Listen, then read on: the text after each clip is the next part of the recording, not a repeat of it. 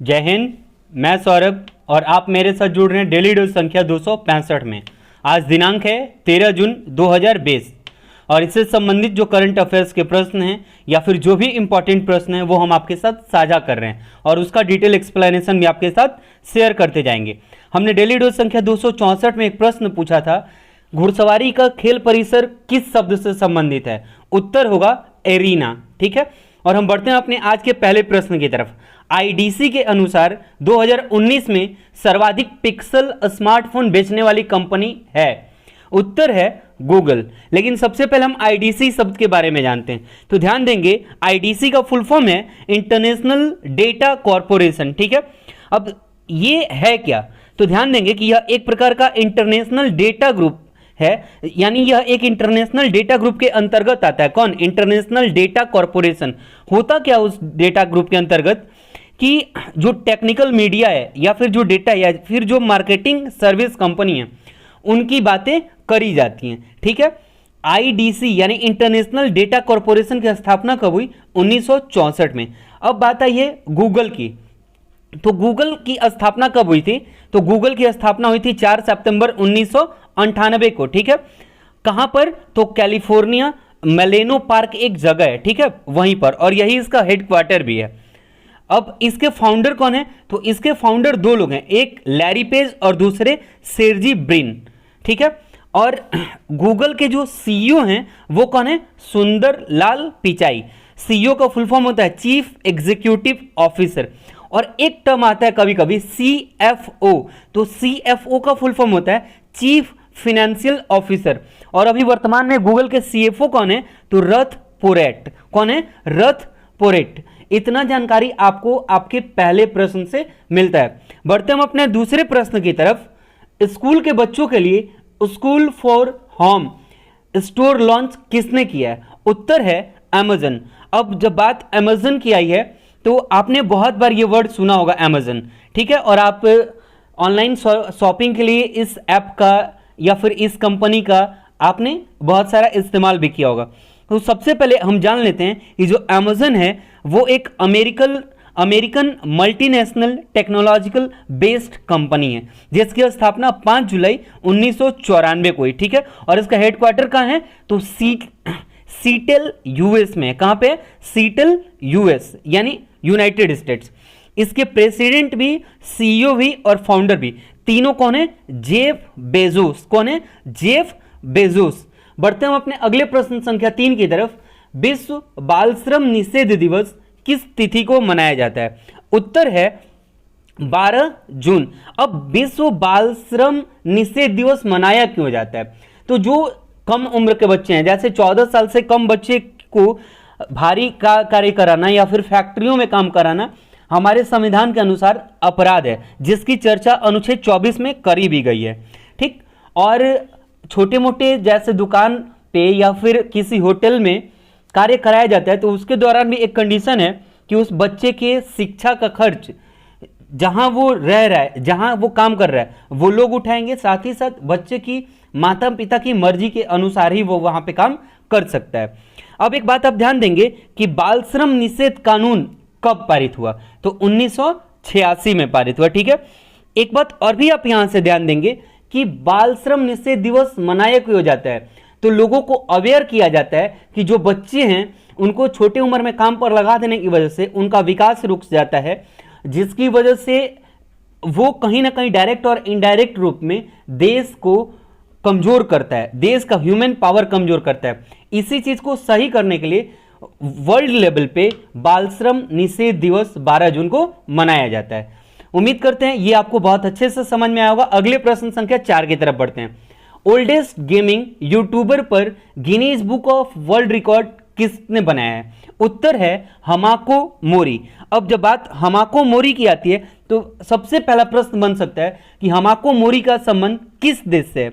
तो हमाको मोरी का संबंध जापान से है। और एक बात और भी ध्यान देंगे कि यह इस तरह के ओल्डेस्ट गेमिंग पे पिछले 39 सालों से लगातार कार्य कर रही हैं और YouTube पर इन्होंने 2015 में अपना पहली बार चैनल बनाया और अभी लगभग इनके 2.5 लाख से ऊपर सब्सक्राइबर भी हैं। ठीक है, और इनको गेमिंग के क्षेत्र में काम करने के लिए Guinness book of world record के अंतर्गत नामित किया गया है। ठीक है, बढ़ते हैं हम अपने अगले प्रश्न संख्या 5 की तरफ। राष्ट्रीय संस्थागत रैंकिंग फ्रेमवर्क रैंकिंग 2020 में प्रथम स्थान किसको मिला है? उत्तर है आईआईटी मद्रास। अब सबसे पहले बात, जब फ्रेमवर्क रैंकिंग की आई है तो फ्रेमवर्क रैंकिंग की शुरुआत कब हुई थी? तो फ्रेमवर्क रैंकिंग की शुरुआत 2015 में हुई थी। एक बात और भी आप ध्यान देंगे कि फ्रेमवर्क रैंकिंग को रिलीज कौन करता है? तो जो एमएचआरडी मिनिस्ट्री है, यानी कि ministry of human research development, जिसके मंत्री कौन है वर्तमान में? प्रकाश जावड़ेकर। तो जो एमएचआरडी मिनिस्ट्री है वही फ्रेमवर्क रैंकिंग क्या करता है? रिलीज करता है। ठीक है, और इस बार उसने इस रैंकिंग में प्रथम स्थान किसको दिया है? आईआईटी मद्रास को। बढ़ते हम अपने अगले प्रश्न संख्या 6 की तरफ। गुजरात में एशियाई शेरों की संख्या कितनी हो गई है? उत्तर है 674। ठीक है, और पहले की तुलना में इन शेरों की संख्या में इजाफा हुआ है। अब जैसे बात आती है एशियाई शेर की, तो सबसे एक प्यारा सा क्वेश्चन बन सकता है कि एशियाई शेर का वैज्ञानिक नाम क्या है? तो इसका वैज्ञानिक नाम है पैंथेरा लियो पर्सिका। एक बार फिर से रिपीट करते हैं, पैंथेरा लियो पर्सिका। एक बात और भी आप ध्यान देंगे, यह भारत में केवल गुजरात राज्य में पाए जाते हैं, और इसीलिए जो एशियाई शेर हैं इनको हम भारतीय शेर के उपनाम से भी जानते हैं। जब बात गुजरात की है तो यहां से एक और प्रश्न बन सकता है कि गिर वन्यजीव अभ्यारण्य कहां है? तो गिर वन्यजीव अभ्यारण्य कहां है? गुजरात में है। और वो किस तरह के शेर के लिए प्रसिद्ध है? तो वो गिर शेर के लिए प्रसिद्ध है। बढ़ते हम अपने अगले प्रश्न संख्या 7 की तरफ। किस देश ने हाल ही में अंतर्राष्ट्रीय धार्मिक स्वतंत्रता रिपोर्ट 2019 जारी करी है? उत्तर है अमेरिका।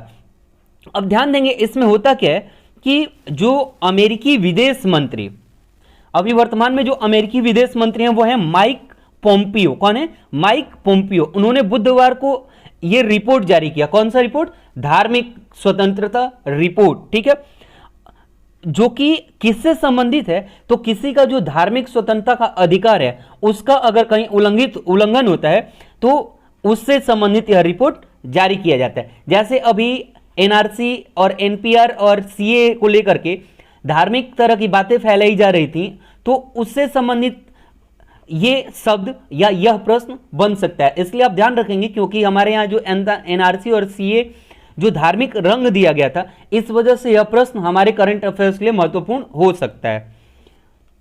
बढ़ते हम अपने अगले प्रश्न संख्या 8 की तरफ। किसने पहली high rise double stack container सेवा को सफलतापूर्वक चलाकर एक नया विश्व कीर्तिमान बनाया है? उत्तर है भारतीय रेलवे। इसमें हुआ क्या है कि पहले आप देखते थे कि सिंगल कंटेनर लेकर के और रेलगाड़ी चला करती थी। इसमें आप देखेंगे कि एक कंटेनर के ऊपर एक और कंटेनर रखा हुआ होगा, और इसी वजह से इसको डबल स्टैक कंटेनर सेवा कहा गया है। और विश्व में पहली बार ऐसा करने वाला भारत देश हुआ है। ठीक है, जो कहां से कहां तक हुआ है तो आप ध्यान देंगे कि जो डबल स्टैक रेलगाड़ी चलने की पर चला है वह गुजरात के पालमपुर जगह से बोटाड रेलवे स्टेशन तक चला है। कब चलाया गया? तो इसका पहला बार जो ट्रायल किया गया वो 10 जून 2020 को पहली बार सफल संचालन किया गया। और एक बात और भी ध्यान देंगे कि इसे रेलवे मंत्रालय ने मिशन ग्रीन इंडिया से जोड़कर भी चर्चा करी है। क्यों? क्योंकि इससे क्या होगा कि जब कम लागत में, कम ईंधन खर्च में, कम पॉल्यूशन में अधिक सामान ढुलाई होगी तो कहीं ना कहीं वो मिशन ग्रीन इंडिया को प्रमोट करेगा। यही वजह है कि रेल मंत्रालय ने अपने ट्वीट में यह बात लिखा भी है। बढ़ते हम अपने अगले प्रश्न संख्या 9 के तरफ। उपरोक्त कंटेनर सेवा का संचालन कहां हुआ था? मैंने अभी बताया कि गुजरात के पालमपुर स्टेशन से बोटाड रेलवे स्टेशन तक। ठीक है, बढ़ते हम अपने अगले प्रश्न संख्या 10 की तरफ। वर्ष 2020 का विश्व खाद्य पुरस्कार किसे प्रदान किया गया? उत्तर है मृदा वैज्ञानिक रतन लाल। अब एक बात आप यहां ध्यान देंगे कि जो रतन लाल हैं वो भारतीय मूल के प्रख्यात अमेरिकी मृदा वैज्ञानिक हैं, अर्थात वो भारत के हैं लेकिन वर्तमान में कहां रह रहे हैं? अमेरिका में। ठीक है, तो वे भारतीय मूल के अमेरिकी मृदा वैज्ञानिक हैं। कौन? रतन लाल। और इनको क्या किया गया? ये प्राकृतिक संसाधन संरक्षण और जलवायु परिवर्तन के प्रभाव को कम करने हेतु खाद्य उत्पादन बढ़ाने और मृदा केंद्रित दृष्टिकोण बढ़ाने के लिए यह अवार्ड मिला हुआ है। ठीक है। एक बात और भी आप ध्यान देंगे कि इस अवार्ड के तहत उन्हें 2,50,000 अमेरिकी डॉलर की राशि प्राप्त हुई है। और यह देने वाला कौन है? तो अमेरिका की एक संस्था है, वर्ल्ड फूड प्राइज फाउंडेशन। एक बार फिर से ध्यान देंगे, वर्ल्ड फूड प्राइज फाउंडेशन ने उनको यह पुरस्कार दिया है। एक बात और भी आप ध्यान देंगे कि यह पुरस्कार देने की जो स्थापना की गई थी वो 1986 में करी गई थी, लेकिन यह पुरस्कार मिलना 1987 से शुरू हुआ। तो पहली बार यह पुरस्कार कब मिला? 1987 में, लेकिन इसकी स्थापना पहली बार कब करी गई? 1986 में। तो हम अपने अगले प्रश्न संख्या 11 की तरफ बढ़ते हैं। विश्व खाद्य पुरस्कार की स्थापना कब की गई थी? तो उत्तर होगा 1986। और पहली बार मिला कब था? तो उत्तर होगा 1987। बढ़ते हम अपने अगले प्रश्न संख्या 12 की तरफ। किस राज्य ने आंगनबाड़ी कार्यकर्ताओं को कोरोना योद्धा का दर्जा दिया है? उत्तर है मध्य प्रदेश। अब जब बात मध्य प्रदेश की आई है तो आप ध्यान देंगे कि मध्य प्रदेश से अलग हुआ था 1 नवंबर 2000 ईस्वी में छत्तीसगढ़। तो मध्य प्रदेश से कटकर कौन बना? छत्तीसगढ़ बना। और एक बात और भी आप ध्यान देंगे कि मध्य प्रदेश अपने कुछ प्रसिद्ध पर्यटन स्थल के लिए जाना जाता है, जिसमें बहुत बार प्रश्न आया हुआ है भीमबेटका का संबंध किस राज्य से है? तो कहां हो जाएगा? मध्य प्रदेश। पंचवटी भी, खजुराहो, सांची स्तूप और ग्वालियर का किला, ये सभी जगह कहां हैं? तो मध्य प्रदेश राज्य में है। ठीक है। और मध्य प्रदेश में विधानसभा की सीटों की संख्या टोटल 231 है। वर्तमान में भाजपा की सरकार है और भाजपा से मुख्यमंत्री कौन है? शिवराज सिंह चौहान। और वहां के गवर्नर कौन है? लालजी टंडन। लोकसभा सीटों की संख्या 29 है और वर्तमान में आप राज्यसभा सीटों को ध्यान में रखेंगे तो मध्य प्रदेश की राज्यसभा सीटों की संख्या 11 है। उम्मीद करते हैं यह प्रश्न भी आपको बहुत अच्छे से समझ में आएगा। बढ़ते हम अपने अगले प्रश्न संख्या 13 की तरफ। किस राज्य सरकार ने पंचवर्षीय योजना का शुभारंभ किया है? उत्तर है हिमाचल प्रदेश। और हिमाचल प्रदेश ने पंचवर्षीय योजना का शुभारंभ किया है। तो इस समय उसके वर्तमान मुख्यमंत्री कौन है? जयराम ठाकुर, जो कि भाजपा के मंत्री हैं। ठीक है। और यहां भी भाजपा का ही शासन है। गवर्नर कौन है? बंडारू दत्तात्रेय। एक बात और भी आप ध्यान रखेंगे कि हिमाचल प्रदेश को देवभूमि के नाम से भी जानते हैं और हिमाचल प्रदेश की सीमा एकमात्र बाहरी देश से लगती है और वह देश है तिब्बत। हालांकि चीन अपना अधिकार उस पर बताता है, लेकिन अगर आपके ऑप्शन में तिब्बत हो तो आप तिब्बत ही ट्रिक करेंगे। और एक बात और भी आप ध्यान देंगे कि हिमाचल प्रदेश से संबंधित एक बहुत इंटरेस्टिंग फैक्ट है कि 1950 में जो हिमाचल प्रदेश बनाया गया वह एक केंद्र शासित प्रदेश बनाया गया था, लेकिन हिमाचल प्रदेश राज्य अधिनियम 1971 के तहत 25 जनवरी 1971 को भारत के 18वें राज्य के तौर पर हिमाचल प्रदेश बना। ठीक है। तो 1950 के टाइम में यह क्या था? केंद्र शासित प्रदेश था, लेकिन 1971 में यह क्या बन गया? हिमाचल प्रदेश भारत का 18वां राज्य बन गया। और यहाँ का एक बहुत ही फेमस दर्रा है जिसको पास बोलते हैं हम, बड़ा लाचा दर्रा। बहुत बार एग्जाम में आया हुआ है, आप ध्यान रखेंगे कि हिमाचल प्रदेश का सबसे महत्वपूर्ण दर्रा कौन है? बड़ा लाचा दर्रा, जो हिमाचल प्रदेश और लेह को जोड़ने का काम करता है। ठीक है। बढ़ते हैं अपने अगले प्रश्न संख्या 14 की तरफ। म्यांमार की सेना तातमांडा ने किस सोशल साइट का उपयोग शुरू किया है? तो तातमांडा जो वहां की सेना है म्यांमार की, वो वर्तमान में फेसबुक सोशल साइट का यूज करना शुरू किया है। अब जब बात म्यांमार की आती है तो एक बात आपको ध्यान में होगा कि मैंने आपको म्यांमार से संबंधित चीजें चर्चा करा भी था। इसके अलावा भी एक बार मैं फिर से जो म्यांमार से सटे हुए भारतीय राज्य हैं उनका क्रम आपको समझा देता हूं। तो ऊपर देखेंगे 7 सिस्टर में पूरब की तरफ, तो सबसे ऊपर अरुणाचल प्रदेश म्यांमार से लगता है। उसके नीचे आप देखेंगे नागालैंड, उसके नीचे मणिपुर और उसके नीचे मिजोरम। यानी यह 4 राज्य जो हैं वो म्यांमार से लगे हुए हैं। ठीक है। बढ़ते हैं अपने अगले प्रश्न संख्या 15 की तरफ। म्यांमार की मुद्रा क्या है? तो म्यांमार की जो मुद्रा है वो है वर्मी क्यात। क्या है? वर्मी क्यात। बढ़ते हैं हम अपने अगले प्रश्न संख्या 16 की तरफ। भारत में 2015 से 2020 में एशियाई शेरों की संख्या में कितने प्रतिशत की वृद्धि हुई है? तो हमने अभी ऊपर चर्चा किया था कि टोटल संख्या वर्तमान में 674 है और 2015 में वह संख्या 523 थे और अभी हो गया 674, तो टोटल आप निकालेंगे तो 29% की संख्या में बढ़ोतरी हुई है। बढ़ते हम अपने अगले प्रश्न संख्या 17 की तरफ। QS वर्ल्ड यूनिवर्सिटी की रैंकिंग में शीर्ष स्थान है, उत्तर है मैसाचुसेट इंस्टीट्यूट फॉर टेक्नोलॉजी। बढ़ते हम अपने अगले प्रश्न संख्या 18 की तरफ। बांस आयात पर लगने वाले सीमा शुल्क 10% से बढ़ाकर कितना कर दिया गया, उत्तर है 25%। यानी जो पहले बांस पर सीमा शुल्क 10% था उसको बढ़ाकर 25% कर दिया गया। अगला प्रश्न संख्या 19 है, FSSAI के खाद्य सुरक्षा सूचकांक में किस राज्य ने प्रथम स्थान प्राप्त किया है, उत्तर है गुजरात। सबसे पहले वर्ड है FSSAI, तो FSSAI का फुल फॉर्म क्या होगा, तो food safety and standard authority of India.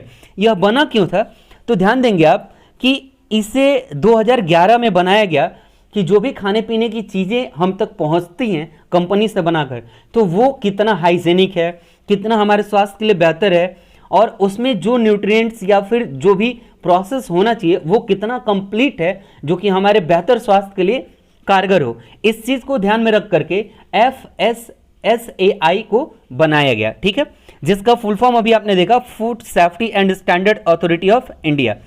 अब यह किस मंत्रालय के अंतर्गत आता है, कभी कभी प्रश्न यह भी आ जाता है, तो ध्यान देंगे यह ministry of health family welfare government of India के अंतर्गत आता है। कब बना था, तो अभी अभी मैंने बताया 2011 में। हेडक्वार्टर का है न्यू दिल्ली में, और इसके अभी वर्तमान में चेयरपर्सन कौन है, रीता तेवतिया। कौन है, रीता तेवतिया। और सीईओ कौन है, यानी चीफ एग्जीक्यूटिव ऑफिसर कौन है, अरुण सिंघल। बढ़ते हैं अपने अगले प्रश्न संख्या 20 की तरफ। भारत की प्रथम स्वदेशी किफायती वायरलेस शारीरिक निगरानी प्रणाली कौन है, उत्तर है कोविड बीप। इसे आप रट रखेंगे क्योंकि कोविड से संबंधित कोई भी प्रश्न आपके एग्जाम में पूछा जा सकता है। हमने पिछले दिन आपसे जो प्रश्न पूछा था उसका उत्तर है एरिना, और प्रश्न यह था कि जो घुड़सवारी है उसके कोर्ट को क्या बोलते हैं, तो बोलते हैं एरिना, ठीक है। और आज का सवाल है आपके लिए, भारत में स्थानीय स्वशासन का जनक किसे कहा जाता है, तो आप इनका नाम भी लिखेंगे और यह भारत में कब से कब तक रहे थे वह भी लिखेंगे, और इनसे रिलेटेड जो भी आपको बात थोड़ी बहुत पता हो वह भी लिखने का प्रयास करेंगे। उम्मीद करते हैं यह सेशन आपके लिए, अगर सीरियसली देख रहे हैं और लिख रहे हैं तो हेल्पफुल होना चाहिए, क्योंकि इस सेशन को बनाते वक्त हम उन सभी प्रश्नों को रिलेट करने का प्रयास करते हैं जो आपके अपकमिंग एग्जाम्स में आ सकते हैं या फिर जो आपके एग्जाम्स में आए हुए हैं। फिर मिलते हैं अगले डेली ड्यूज संख्या में, तब तक के लिए जय हिंद।